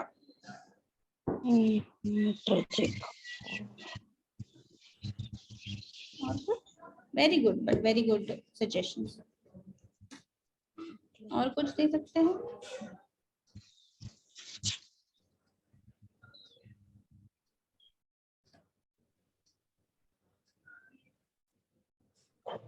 ठीक है, तो दूसरा सिम्टम पे आ जाते हैं जो था लूज टूल्स। लूज टूल्स के लिए क्या क्या कर सकते हैं हम? और जो पेट में कॉलिक हो रहा है, पेट में जो मरोड़ वाली दर्द हो रही होगी उनको, तो उसके लिए क्या देंगे? मेट्रोजिल। मेट्रोजिल लूज टूल्स के लिए। और वो जो कॉलिक हो रहा है उसके लिए, मरोड़ जो आ रही है, एठन जो आ रही है इसमें पेट में जो एठन आ रही है उसमें क्या देंगे? आप सुनाई नहीं दे रहे, आप जोर से बोलिए। बुस्कापान दे सकते हैं मैम, इंजेक्शन। बुस्कापान देंगे, यस। और कुछ दे सकते हैं? मैम लूज के लिए लोमोटिल दे सकते हैं। तो इन्फेक्टिव अगर होगा ना तो लोमोटिल नहीं देंगे, ठीक है। इन्फेक्टिव होगा और लोमोटिल दिया तो परफोरेशन के चांसेस बढ़ जाते हैं। सो अगर जब तक हम प्रूव नहीं कर देते कि वो इन्फेक्टिव नहीं है तब तक आप लोमोटिल नहीं देंगे। या अगर आप सस्पेक्ट कर रहे हो कि वो इन्फेक्टिव ईटियोलॉजी का नहीं है तभी आप लोमोटिल देंगे, वरना लोमोटिल नहीं देंगे, ठीक है। और कुछ इन्फेक्शन के लिए मेट्रोजिल हो गया, या जो भी एंटीबायोटिक्स आपको देने हैं वो देने हैं। इकोनॉम दे दिया, प्रोबायोटिक्स जो होते हैं वो दे दिया, ओके। और क्या हो रहा है इनके केस में? इनके केस में उनको वीकनेस है काफी, तो उसके लिए क्या कर सकते हैं? IV fluids. IV fluids, okay. और मल्टीविटामिन दे सकते हैं। मल्टीविटामिन दे सकते हैं, और ORS दे सकते हैं, और डाइट अच्छे से दे सकते हैं। क्या? डाइट, हाँ डाइट का ये दे सकते हैं। और ये जो वीकनेस है उनका ओवरऑल, वो किसकी वजह से होगा आपको लगता है?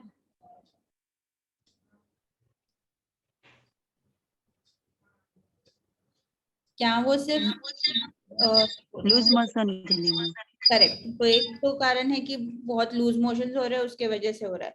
तो जो भी आपने अभी तक बोला, जैसे IV फ्लूइड्स बोला, ORS हो गया, डाइट का बोला, मल्टीविटामिन हो गया, वो जो थकान लूज मोशंस की वजह से हो रहा है उसके लिए बहुत अच्छे से काम करता है। दूसरा एक कारण होता है कि वो उनको एक बीमारी है, उनको एक अंडरलाइंग बीमारी है, कैंसर है, रेक्टम का कैंसर है, तो उसके वजह से भी एक फटीग आ जाता है जिसको हम कैंसर रिलेटेड फटीग बोलते हैं या कैंसर फटीग बोलते हैं।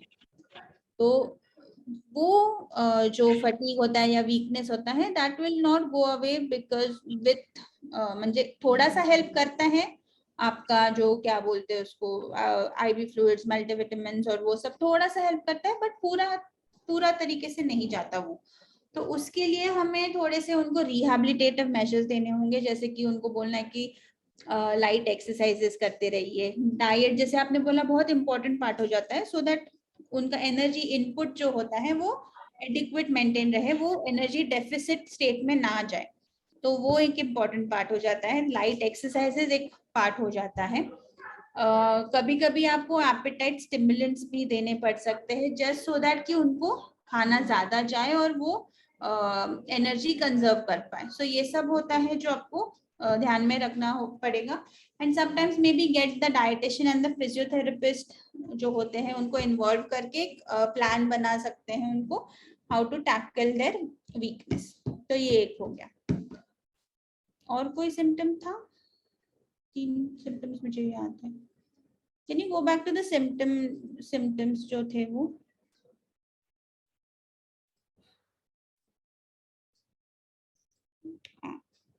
One back.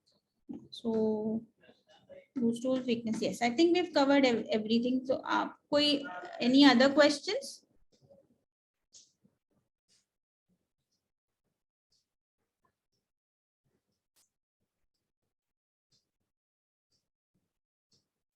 राबिन, आपको कोई क्वेश्चन है?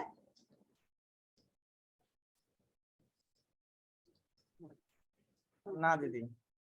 ओके, क्लियर हो गया आपको या कुछ डाउट्स है? यस, ठीक है। Thank you. Hello. Sorry hello, जी बोलिए। एक किस्म मैम ओरल मेडिकेशन दे सकते हैं या आईवी देना पड़ता ओरल दे सकते हैं। ओरल जैसे मैंने बोला, अगर आपको ओरल मॉर्फिन पे शिफ्ट करना है तो आपको पहले जो रीनल फंक्शन है और लिवर फंक्शन है वो देखना पड़ेगा। अगर वो ठीक है, म्हणजे टॉलरेबल लिमिट में है जिसमें आप मॉर्फिन दे सकते हो, तो कोई प्रॉब्लम नहीं, आप ओरल मॉर्फिन पे शिफ्ट कर सकते हैं। इन केस अगर कुछ कॉन्ट्राइंडिकेशंस है, जैसे कि लिवर बहुत डीरेंज्ड है या किडनीज भी बहुत डीरेंज्ड है, तो ओपियोइड टेक्निकली नहीं देना चाहिए, बिकॉज उसके सीरियस साइड इफेक्ट्स जो होते हैं या टॉक्सिसिटी होती है उसके चांसेस बढ़ जाते हैं।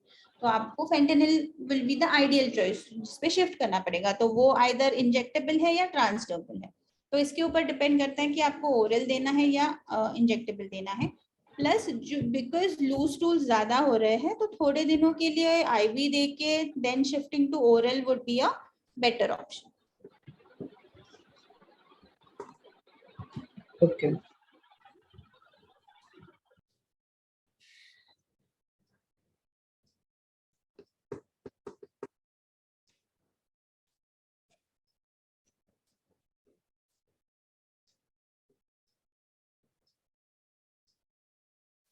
और कोई क्वेश्चंस, कोई भी डाउट?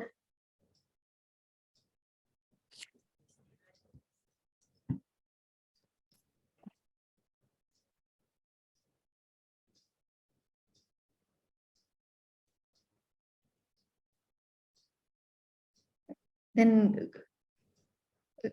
थोड़ा सा क्वेश्चन पूछा जाए। देन स्टेप 1 के कौन कौन से नॉन ओपॉइड्स हैं?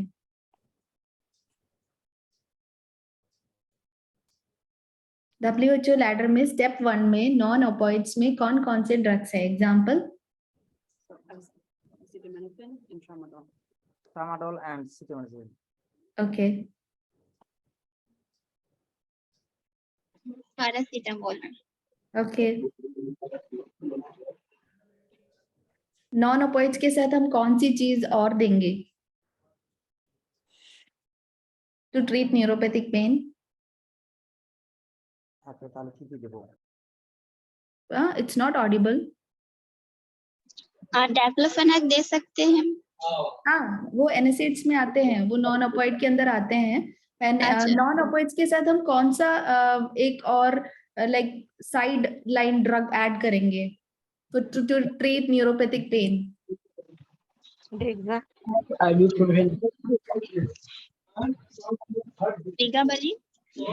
हाँ, एडजुवेंट्स ऐड करेंगे ना, उसे ऑल टोटल एडजुवेंट्स बोलते हैं। एडजुवेंट्स के अंदर आते हैं antipsychotics, antidepressant, anticonvulsants, corticosteroids, ये सब उसके अंदर आते हैं, राइट?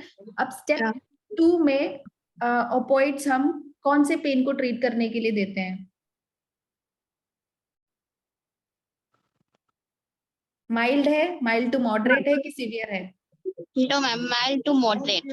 ओके, सो इसके साथ भी हम प्लस माइनस एडजुवेंट्स देंगे?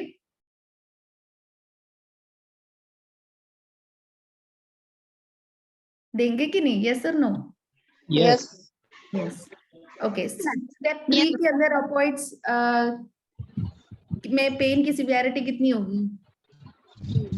Step 3 7 to 10. Severe pain, severe ना, उसी को हम सीवियर बोलते हैं, सीवियर पेन में देंगे। तो उसके अंदर हम क्या क्या लाइक एडजुवेंट्स के साथ एक और कौन सा लाइक नॉन ओपॉइड ऐड कर सकते हैं? लाइक अगर हमने ओपॉइड स्टार्ट किया तो नॉन ओपॉइड कौन सा ड्रग ऑफ चॉइस कौन सा रहेगा?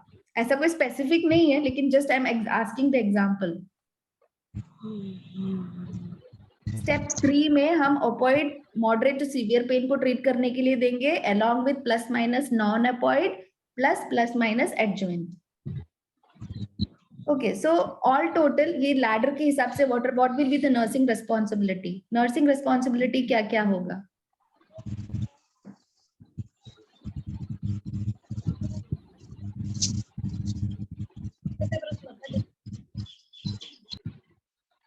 कोई नहीं, कुछ नहीं होगा, कुछ तो होगा ना? मैम फिर से पूछिए प्लीज। हमने अभी जो हमने रिकैप किया है वो लैडर WHO लैडर के ऊपर किया है, स्टेप 1, स्टेप 2, स्टेप 3। तो जब कोई पेशेंट को स्टेप 1, स्टेप 2, स्टेप 3 अपॉइंट्स में पेशेंट लेता है, तो हम एज अ नर्स हमारी रिस्पॉन्सिबिलिटी क्या होगी? Like if patient for example morphine में है, तो क्या क्या रिस्पॉन्सिबिलिटी रहेगी? मेडिसिन देने के बाद Side उसको effect, रिलीफ हुआ कि नहीं, साइड इफेक्ट कुछ है क्या side नहीं? effect. हाँ, ओपियोइड टॉक्सिसिटी है कि नहीं? टॉक्सिसिटी में क्या क्या आएगा? ओपियोइड टॉक्सिसिटी में क्या क्या आएगा?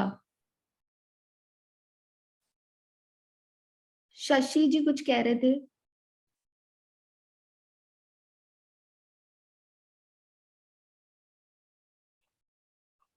शशि शेखर, आप कुछ कह रहे थे?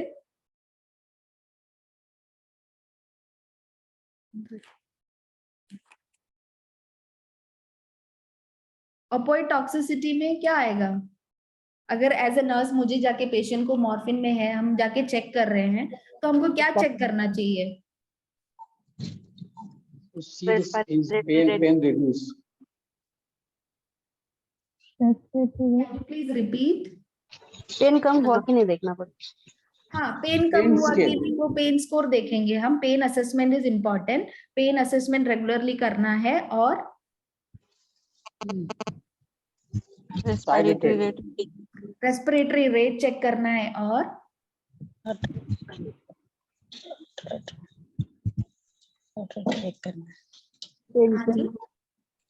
ब्राडिकार्डिया, ब्राडिकार्डिया और हाइपरटेंशन चेक कर सकते हैं। हाँ, और कॉन्स्टिपेशन है कि बाउल मूवमेंट्स फ्रीक्वेंटली हो रहा है कि नहीं हो रहा है, ये चेक करना है। और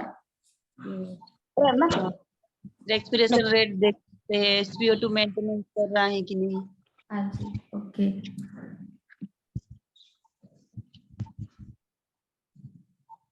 क्या एक अगला क्वेश्चन है, क्या हम स्टेप 2 के 2 ड्रग्स लाइक ट्रामाडोल, कोडिन दोनों एक साथ दे सकते हैं पेशेंट को? नहीं।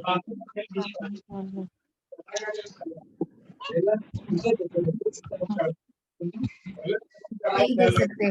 स्टेप 2 के दोनों लाइक अभी अगर पेशेंट ट्रामाडोल में है, कोडिन भी स्टेप 2 के अंदर आता है, तो हम दोनों को एक साथ नहीं स्टार्ट कर सकते, राइट? और क्योंकि और ये भी है कि स्टेप 2 अगर पेशेंट ट्रामाडोल में है, तो ट्रामाडोल को स्विच करके या स्टॉप करके ही हम स्टेप 3 के अंदर जा सकते हैं। स्टेप 3 में जाएंगे तो फिर मॉर्फिन, फेंटेनिल ऐसे लेवल्स में जाएंगे, राइट? कि नहीं तो क्या होगा, एगोनिस्ट एंटागोनिस्टिक इफेक्ट रहेगा। इसलिए हम स्टेप 2 से जब स्विच करते हैं, अगर पेशेंट ट्रामाडोल में है, तो हम ट्रामाडोल को स्टॉप करके फिर स्टेप 3 के ड्रग्स के लिए जाएंगे, ठीक है? कितना मैक्सिमम डोज ऑफ ट्रामाडोल हम दे सकते हैं?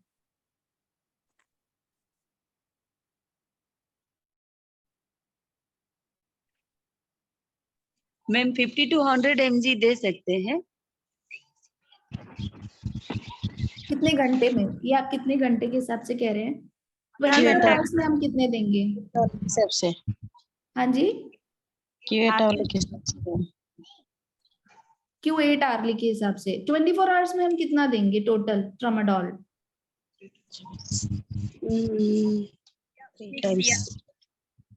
250 to 300 मिलीग्राम से ऊपर हम ट्रामाडोल 24 आवर्स में नहीं देंगे। उतना ही डोज एक पेशेंट के वेट के हिसाब से देंगे, राइट?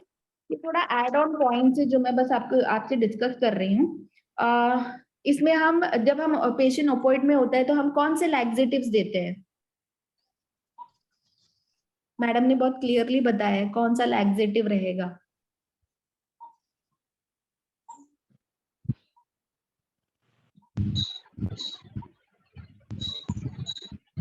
स्टिमुलेंट लैक्सेटिव रहेगा। स्टिमुलेंट लैक्सेटिव्स देंगे जिसमें क्रोमाफिन रहेगा और बिसाकोडाइल रहेगा, जो पेरिस्टाल्टिक वेव को एनहांस करेगा, राइट? और बाउल इवैक्यूएशन के लिए हेल्पफुल रहेगा। ओके, न्यूरोपैथिक पेन मैनेजमेंट का लाइक मैम ने कहा कि गाबापेंटिन वगैरह देंगे, तो न्यूरोपैथिक पेन को हम ड्रग के अलावा कैसे और मैनेज कर सकते हैं? Non pharmacological measures.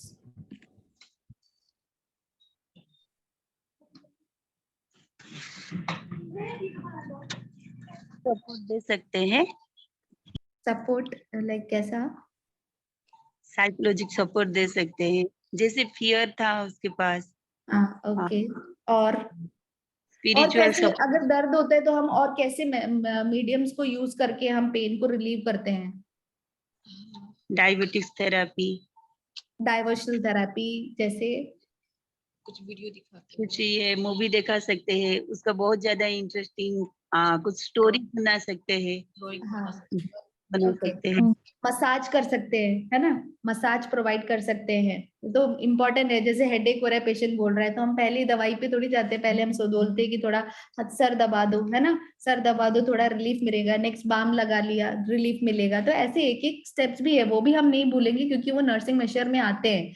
अगर फार्माकोलॉजिकल इफेक्ट से ट्रीट नहीं कर पाए तो नॉन फार्माकोलॉजिकल मेशर्स भी एडजुवेंटली उसके साथ साथ इन्वॉल्व है, right. So massage, hot and cold application करेंगे, फिर अदर होम रेमेडीज जो पेशेंट अगर घर पे जाके मैनेज कर सकता है तो कर सकते हैं, लाइक है ना, अभी साउंड वेव थेरेपी यूज कर सकते हैं, अलग स्पिरिचुअल मीडियम्स यूज कर सकते हैं, राइट। सो वो भी है, उसको प्रमोट नहीं कर रही हूँ मैं, जस्ट बता रही हूँ अदर मेशर्स भी है करके, राइट। अगला क्वेश्चन, ओपिएट्स के साइड इफेक्ट्स क्या क्या हैं?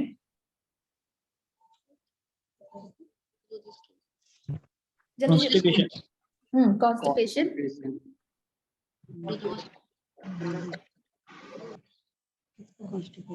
रेस्पिरेटरी रेट क्यों देखेंगे हम?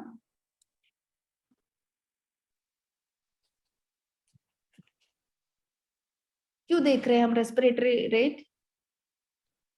ताकि पेशेंट रेस्पिरेटरी डिप्रेशन में न जाए, वो भी एक काइंड ऑफ साइड इफेक्ट है रेस्पिरेटरी डिप्रेशन। और उसको याद करने का एक सिंपल वो एक सिनोनिम टाइप का मैं बताती हूँ, sacrum, SACRUM, S for sedation, sedative drowsiness effect patient का रहता है, A for analgesic effect, excessive रहेगा, हाँ, analgesia means pen related stimulus, C for constipation, R for respiratory depression, U for euphoria या urinary retention, euphoria means elated feeling रहेगा patient को।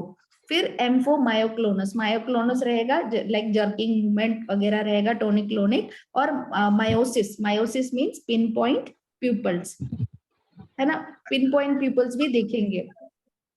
फिर others में आता है nausea, vomiting, itching etcetera.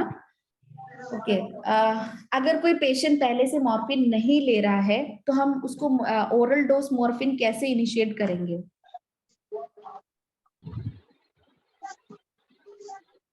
Like मैं पेशेंट, मैं मॉर्फिन नहीं ले रही हूँ, मुझे बहुत सीवियर पेन है, 10/10 स्कोर है, मैं आपके ओपीडी में आई हूँ, तो आप मुझे कैसे पहले आप क्या करेंगे? पहले ही ओरल मेडिकेशन दे देंगे कि मुझे आईवी देंगे?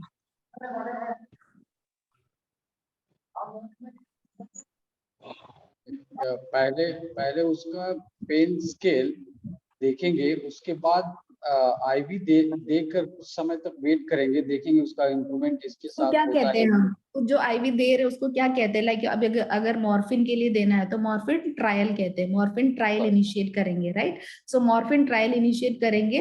मॉर्फिन ट्रायल अगर हम आईवी दे रहे हैं तो 5 एवरी 10 मिनट्स इंटरवल में देखेंगे, 10 मिनट्स इंटरवल में वाइटल साइंस भी चेक करेंगे, क्योंकि respiratory depression main RR check करना होता है, बीपी भी चेक करना है, ऑल वाइटल साइंस हम चेक करेंगे इन बिटवीन। फिर पेन स्कोर असेस करेंगे, बिकॉज अगर 10/10 से स्टार्ट किया है, फर्स्ट डोज दिया, तो हमें पता लगना चाहिए ना कि सेकेंड डोज में उसका पेन स्कोर क्या है पेशेंट का, तो हम फिर पेन स्कोर पूछेंगे।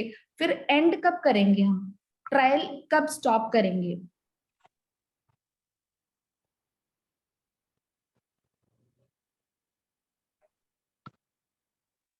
मॉर्फिन का डोज खत्म हो जाने तक कोई रिएक्शन नहीं आता? नहीं, मान लो 3 डोज चला गया, 1 ml करके, मतलब 1.5 mg, 1 ml is equal to 1.5 mg, क्योंकि हम डाइल्यूट करके दे रहे हैं, राइट। सो अगर 3 ml चला गया, तो 3 ml में मेरा पेन स्कोर अभी भी अब 10/10 से 8/10 में है, तो आप नेक्स्ट डोज दोगे?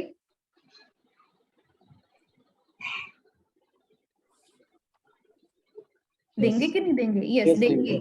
नेक्स्ट डोज में मैं बिल्कुल नींद में चली गई, फिर भी मेरा पेन कम नहीं हुआ, मैं बहुत ड्राउजी हो गई हूँ, मुझे बहुत नींद भी आ गई है, और मैं रेस्पॉन्स नहीं दे रही हूँ, लेकिन फिर भी बोल रही हूँ कि मेरा पेन अभी भी उतना ही है और एकदम ड्राउजी हूँ, तो मैं तो फिर हम ट्रायल स्टॉप करेंगे कि नहीं? स्टॉप करेंगे मैम।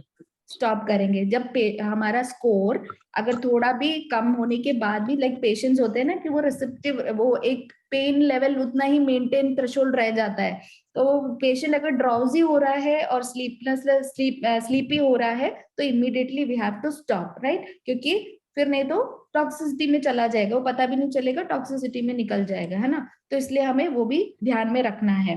और अगर सबक्यूटेनियस, अगर आईवी नहीं दे पाए, सबक्यूटेनियस में मॉर्फिन स्टार्ट कर रहे हैं तो एवरी कितने मिनट में नेक्स्ट डोज देंगे? 5 आईवी है तो 10, सबक्यूटेनियस है तो 5। ओके, फिर सारा पेन स्कोर सब कुछ एसेस करना है। पेन स्कोर इंपॉर्टेंट है बिकॉज अगर हम स्टार्ट 10/10 से करेंगे तो उसका पेन कम होना चाहिए। अगर कम नहीं होता है, फिर भी थोड़ा सा कम है और ड्रॉजी या स्लीपनेस में जाता है तो immediately we have to stop the trial. Okay, फिर अगर मान लो 4.5 mg में पेशेंट का ट्रायल आईवी हमने स्टॉप किया तो ओरल में क्या कन्वर्जन कैसे रहेगा?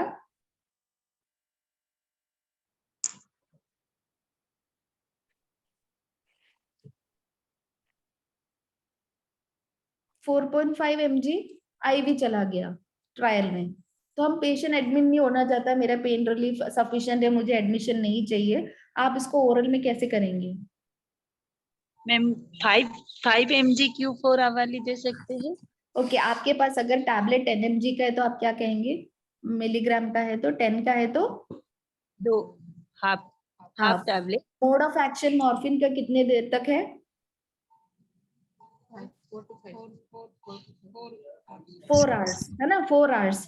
और रात को हम डोज को बढ़ा सकते डबल हैं। करेंगे। ये सब इंपॉर्टेंट पॉइंट्स इसलिए मैं थोड़ा हाईलाइट कर रही हूँ।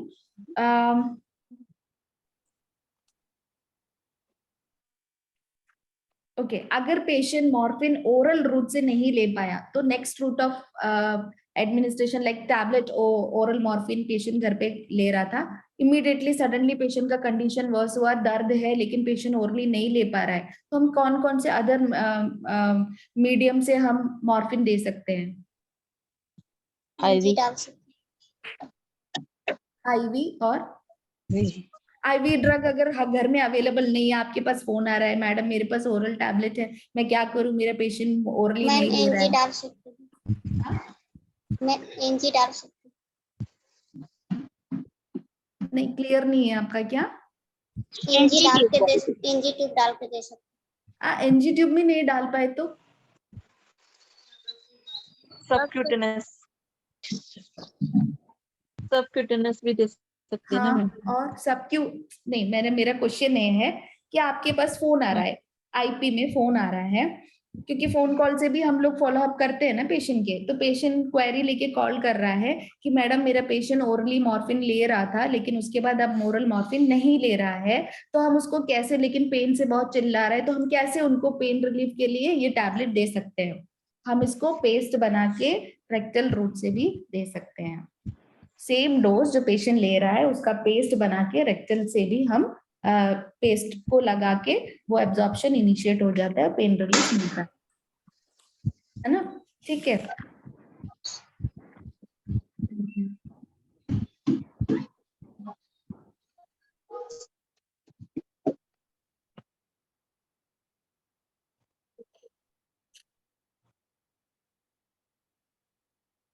फ्रूट्स भी है, लाइक मॉर्फिन के अलावा फेंटेनिल भी है और मेथाडोन भी है। फेंटेनिल और मेथाडोन मेनली रीनल सेफ है, मींस अगर किसी पेशेंट को रीनल रिलेटेड इश्यूज है, रीनल इम्पेयरमेंट है, तो हम मॉर्फिन की जगह पे फेंटेनिल या मेथाडोन भी पेशेंट को यूज कर सकते हैं, बिकॉज मेथाडोन और फेंटेनिल रीनली सेफ है। ठीक है, ठीक, ओके। और कोई अगर आपको डाउट हो तो आप अभी भी पूछ सकते हैं, अपने पास 2 मिनट और टाइम है।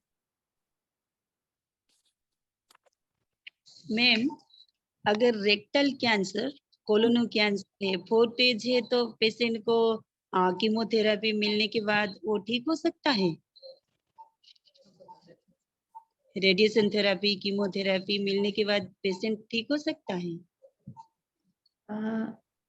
ऋतुला मैडम है कोई?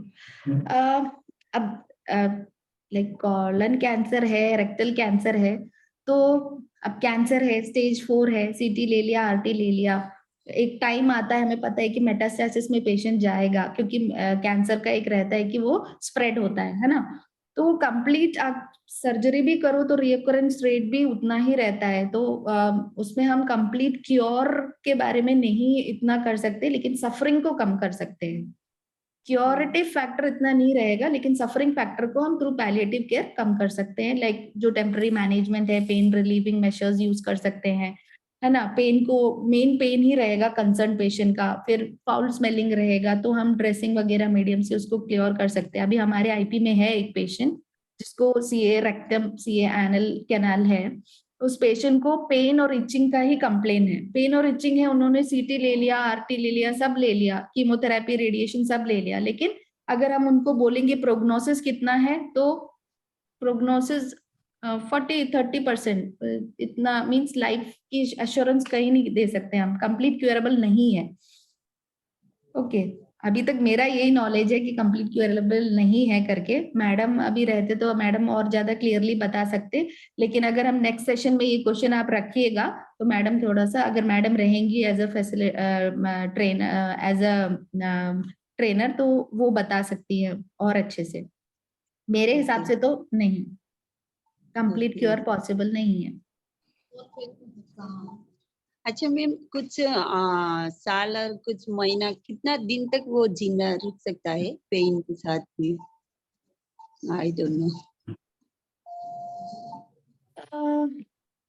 पेन के साथ कितने दिन तक जी सकता है, देखो वो डिपेंड करता है स्टेज कौन सा है कैंसर का ना, स्टेज कौन सा है, फर्स्ट स्टेज है, सेकंड स्टेज है, थर्ड स्टेज है, फोर्थ स्टेज है। तो स्टेज के हिसाब से, अगर फोर्थ स्टेज है तो इमीडिएट मेटास्टेसिस रहेगा, इवन थर्ड में भी मेटास्टेसिस का रेट उतना ही रहता है। तो लाइक पॉसिबिलिटीज बहुत कम है, लाइक सरवाइव करे तो। लेकिन अगर आज के डेट में डायग्नोसिस हुआ है, ये नहीं कि कल जाके एक्सपायर हो जाएगा, टाइम ड्यूरेशन रहेगा, ऑलमोस्ट 1 ईयर तक रहेगा। 1 ईयर वो डिपेंड करेगा कौन से स्टेज से उन्होंने सीटीआरटी स्टार्ट किया है। तो ऑलमोस्ट ये मान के चलो कि 6 मंथ्स या 1 ईयर तक रहेगा। Okay, thank you. वो सब अंडर रिसर्च है, वो सब अंडर रिसर्च स्टडी है। ओके, सो ठीक है, फिर आपके अगर और भी क्वेश्चंस होंगे तो हम अगले सेशन में ले लेंगे। आज के लिए thank you so much for joining. उम्मीद है कि आपको सेशन मैनेजमेंट ऑफ पेन सही से समझ में आया। Okay, thank you. Thank you.